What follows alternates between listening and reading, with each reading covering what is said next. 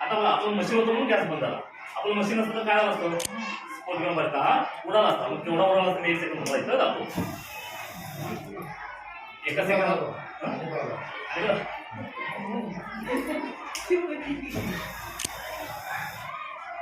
एका सेकंदात हा एवढा बाहेर पडू शकतं. मग समजा आपल्या घरामध्ये असे 2 मिनिट पाईप नसतील तर किती मोठी दुर्घटना किंवा किती मोठी वीज होऊ शकते आपण इथं कल्पना सुद्धा करू शकत नाही. हा झाला मोठा धोका. आपल्या मशीनचा ऑटोमॅटिक गॅस बंद केला.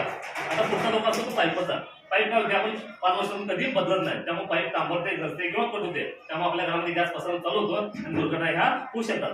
असा गॅस चालू आहे, चालू गॅस मध्ये पाईप कट करणं शक्य आहे का?